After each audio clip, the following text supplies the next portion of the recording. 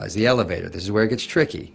The elevator won't move without authorized fingerprint identification, which we can't fake, and vocal confirmation from both the security system within the Bellagio and the vault below, which we won't get. Furthermore, the elevator shaft is rigged with motion detectors. Meaning if we were to manually override the lift, the shaft's exit would lock down automatically, and we'd be trapped.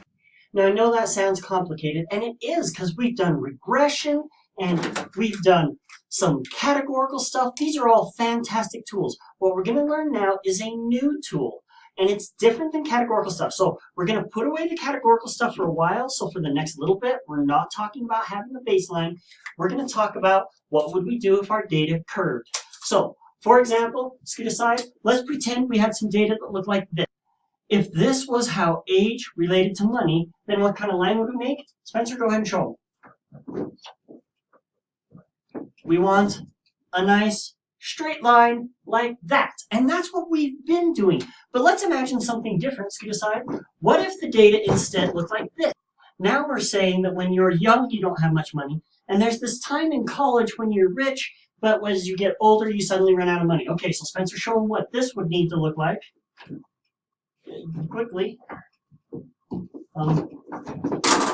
Notice he's not putting himself in a straight line. Of course, it's probably unrealistic to say that college students really have a lot of money. What it should look is more like this. Spencer, see if you can match this one. When you're young, you have all the money in the world, but then college students are poor, and when you get older...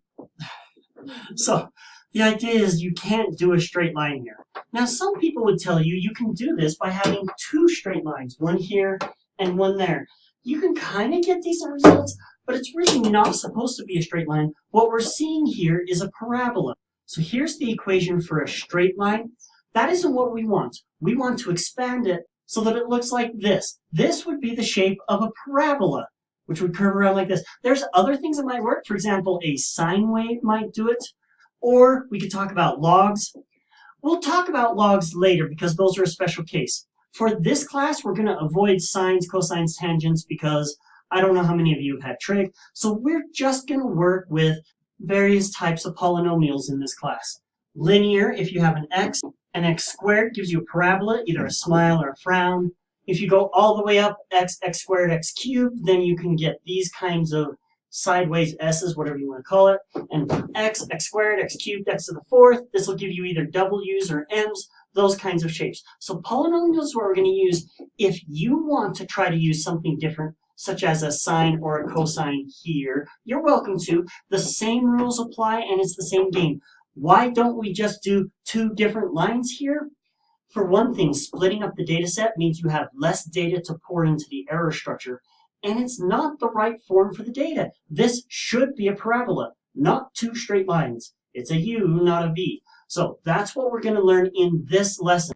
How hard is it going to be? Well, I'll spoil it. It's actually really easy. Here's the y based off x that we've done. If we wanted to do x squared, we just tell it x and x squared. For x cubed, we'd have x squared, and x cubed. And then for x to the fourth, you've got your x squared, x cubed, x fourth. There are some other little tiny details. For example, you can't say squared in a computer program. You have to use the caret symbol. So to the power 2, to the power 2, 3, and over here 2, 3, and 4. Also, because of the way the LM program was created, that caret symbol means the wrong thing. So we have to put the powers in an I statement to say interpret it. And we'll talk about that. There's going to be videos on it. But once you get used to it, you'll read this as y based off x and x squared. A little bit of vocabulary here. A mathematician would still call these models linear because in mathematics, having things that are added together where all the betas are separate counts as a linear model. This, for example, isn't linear because the betas are either multiplied or divided by each other. That's confusing to say these are mathematically linear, even though they're not drawing straight lines. You'll sometimes hear people call it curvilinear. Sometimes they'll even call it nonlinear.